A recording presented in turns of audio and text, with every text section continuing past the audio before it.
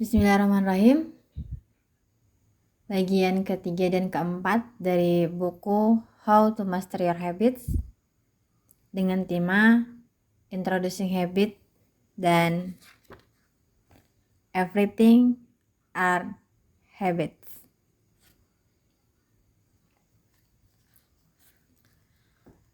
Saya ingin memberikan satu ilustrasi sebelum kita mengenal habits. Kita tahu semua orang menyukai pertunjukan sulap dan hampir setiap orang di antara kita pernah menyaksikannya. Apa reaksi yang biasa muncul ketika atraksi sulap memasuki proses klimaks? Wow, gila benar. Kok bisa gitu? Mustahil. Yang paling minimal, reaksi yang paling minimalnya itu tercengang dengan mulut menganga. Kita terpesona dan takjub dengan pertunjukan sulap hanya karena satu hal sederhana. Kita tidak tahu apa yang terjadi. Tentu bila kita tahu apa yang terjadi, sulap tidak akan menarik, bukan? Setiap manusia akan takjub dan terpesona bila ada sesuatu yang tidak diharapkan. Sesuatu beyond expectation. Sederhananya, yang membuat perasaan takjub adalah sesuatu yang tidak biasa terjadi. Dalam kasus atraksi sulap misalnya, mengambil seekor kelinci dari dalam topi. Maka takjubnya penonton diakibatkan karena tidak mengetahui bagaimana topi yang awalnya kosong dapat mengeluarkan kelinci pada akhirnya. Proses memunculkan kelinci dari ketiadaan inilah yang menjadi sesuatu yang tidak diharapkan oleh penonton, tidak mereka antisipasi, tidak disangka-sangka, sehingga akan muncul rasa takjub. Pesulap memang melatih dirinya untuk hanya menampilkan kondisi awal dan kondisi akhir, dan menghilangkan proses diantaranya untuk memunculkan efek magis dan takjub kepada audiens. Semakin besar proses antara yang dihilangkan, maka semakin besar pula efek magis yang dihasilkan. Menghilangkan proses ini memerlukan keahlian. Dan keahlian ini berasal dari latihan dan pengulangan.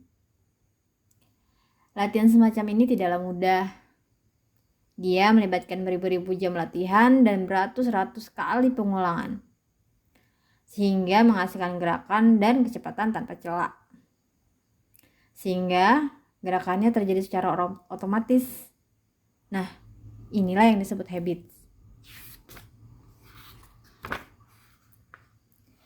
Kita tidak melihat atraksi sulap, maka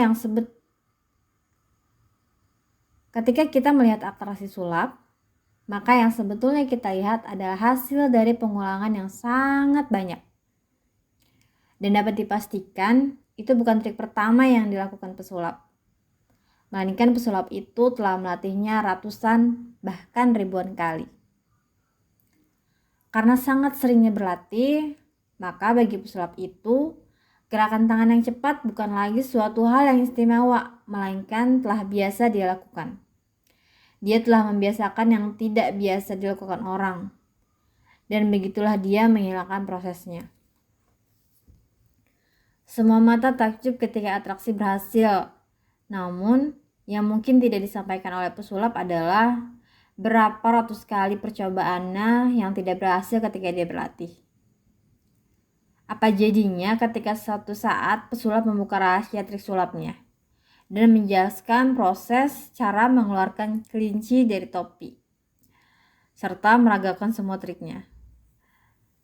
Satu persatu semua triknya diperagakan, adegan per adegan, maka Anda akan berkata, oh, cuma begitu.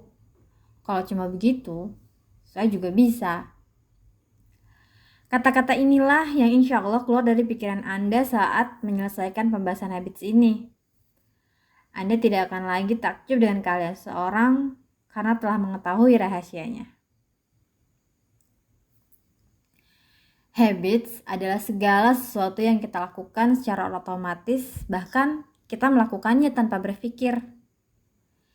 Habits adalah suatu aktivitas yang dilakukan terus-menerus sehingga menjadi bagian daripada seorang manusia.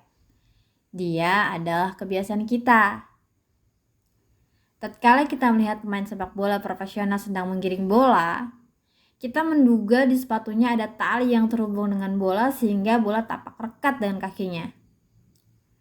Bagi penggemar sepak bola, itu hal yang istimewa dan berharap bisa melakukan hal yang sama, walaupun hanya setengah keahlian itu. Namun, bagi pemain sepak bola profesional, itu hal biasa.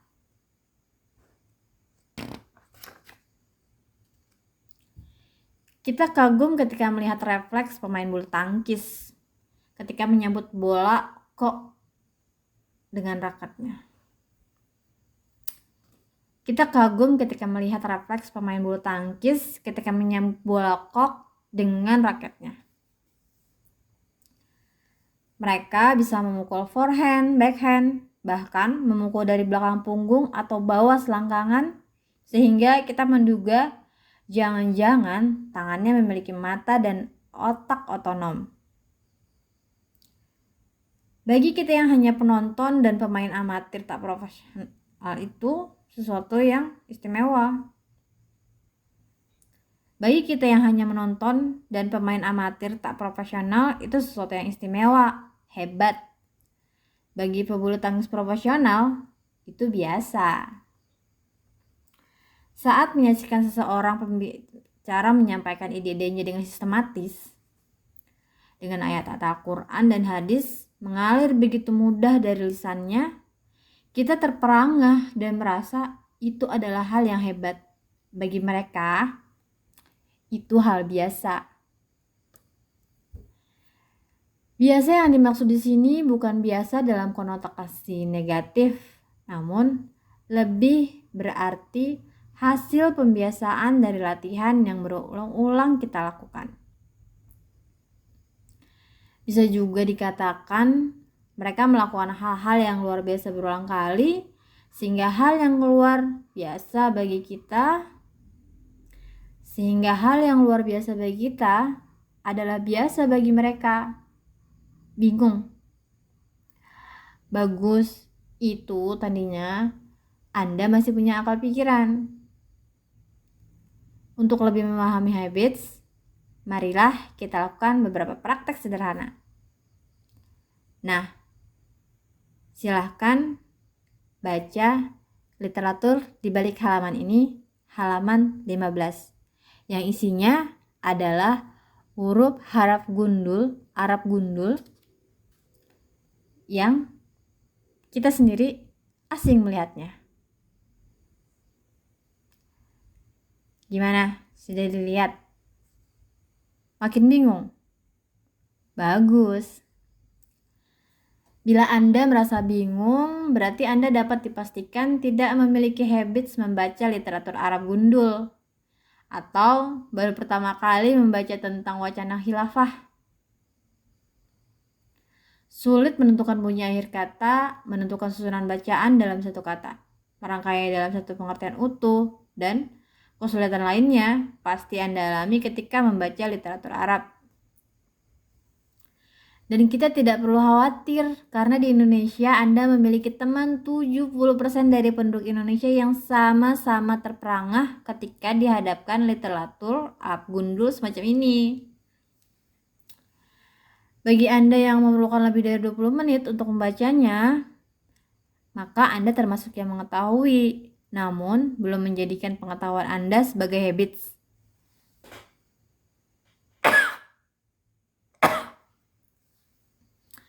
Sedangkan bagi Anda yang dapat membaca ini tanpa kesulitan, saya yakin Anda pasti telah menghabiskan banyak waktu di masa lalu untuk membaca dan mempelajari literatur bahasa Arab. Membaca literatur bahasa Arab telah menjadi bagian dari habits Anda. Yang ingin saya praktekkan pada Anda adalah bukti bahwa keahlian dalam kasus ini membaca literatur Arab bukanlah bakat yang diwariskan, namun diperoleh dari pembiasaan atau habits. Bagi 70% penduduk Indonesia yang masih bingung di hadapan literatur Arab gundul, saya akan mengajarkan kepada Anda metode membaca Arab gundul kurang dari 1 menit. Dijamin bisa. Mau? Siap? Baiklah. Pertama-tama, ucapkan terlebih dahulu mantranya.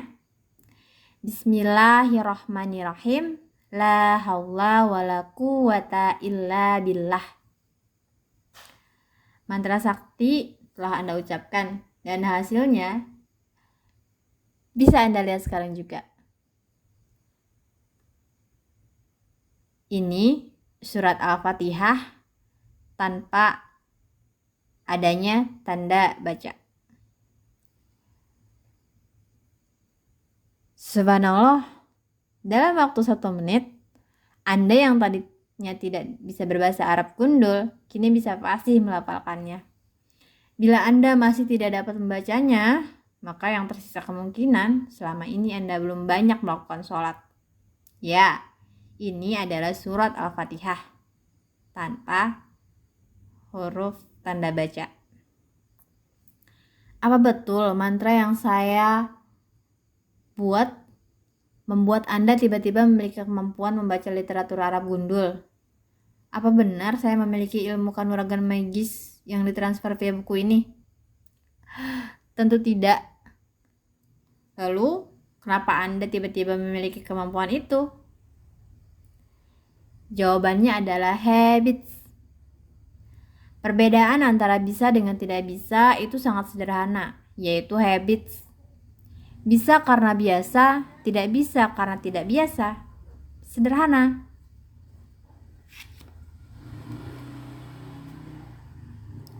Kedua literatur yang dituliskan sebelumnya sama-sama gundul.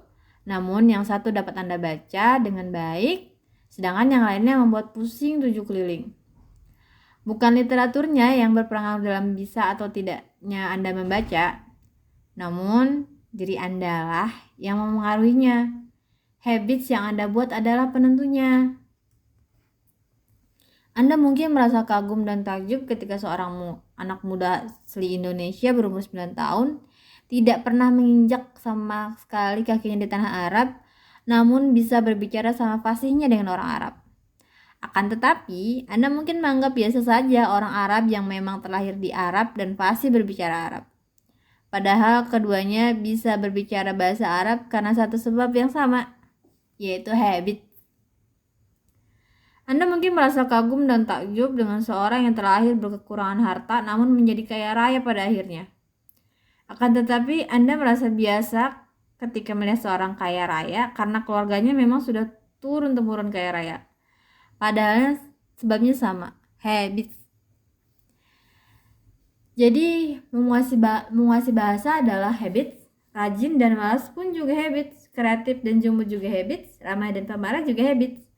Bahkan kaya dan miskin bisa juga hasil dari habits. Sampai bersemangat dakwah juga futur adalah hasil dari habits.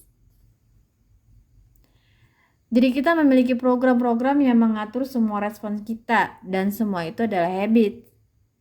Yang ingin saya coba tekankan di sini adalah tidak perlu memikirkan apa posisi awal kita saat ini, karena itu tidak penting. Kita dapat menjadi apapun atau menguasai keahlian apapun yang kita inginkan bila kita benar-benar menginginkannya. Dengan cara membiasakan dan membentuk habits pada diri kita. Menjadikan yang luar biasa menjadi kebiasaan.